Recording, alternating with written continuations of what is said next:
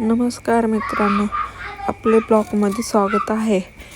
मी आज ब्लॉग काढायचे कारण की आज आमच्या घरी आम्ही कन्यापूजन केले होते. कन्यासोबत हे आमच्या घरी छोटीशी गोलली पोरं पण आलते. त्यानंतर मी कन्यापूजन चालू केले. आमची सई गोडली कशी बघत होती बघा. मी आमच्या घरी 9 कन्याकुमारीची पूजा केली. त्यानंतर मी सईची पूजा करून घ्यायला चालू केली. सई आमची एकदम शांत बसली होती, नाहीतर ती आहे ना एकदम शांत कधीच बसत नाही.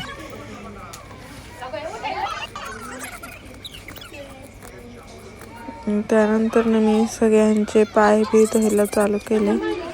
सगळ्यांची पूजा करून घेतली. कन्यापूजन केल्यावर एकदम प्रसन्न आणि भारी वाटते. कन्यापूजन हे प्रत्येकाने केलं पाहिजे. कन्या आपल्या घरी असावंच असं काही नाही. कन्यापूजन केल्यानंतर मी खूप प्रसन्न आणि भारी वाटतं. त्यानंतर मी सगळ्यांच्या पाया पडून घ्यायला लागले. आमची सई आशीर्वाद कशी देते बघा. नक्की कमेंट करून सांगा सई कशी दिसत होती, कशा करामती करत होती बसून. त्यानंतर सईचे पप्पा असं बोलतात की लेकीचे पाय बापाने धुवायला पाहिजे. मग त्यानंतर सईच्या पप्पाने सईची पूजा करायला चालू केली.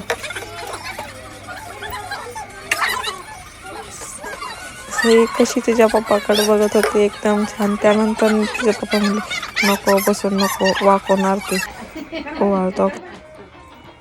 आजीचं आणि नातीचं इकडे गप्पा चालू होते. हे बघा आमचा राज कसा ॲडमिंग करतोय, खूप मस्ती करतोय राज आमचा. त्यानंतर मी सर्व कन्याकुमारींना वरण भात, ॲपल, आपल्या घरी कन्याकुमारी का जेवण केलेलं चांगलं असतं. ही सई बघा कशी पाणी पित होती, कशी जेवण करत होती. एकदम नखरेवाली पोरगी आहे, एकदम गोडोली छान, खूप नखर करते. तर मित्रांनो, अशा तऱ्हेने सगळे फोटोशूट व्हिडिओ काढून झालेला आहे. तरी आता आमचा कशाचा प्रोग्राम चालू आहे की बघा तुम्ही. एवढं सकाळपासून दमलेलं असताना सुद्धा आता काय चालू आहे ती बघा. कोण आहो तुम्ही? भूत आहे.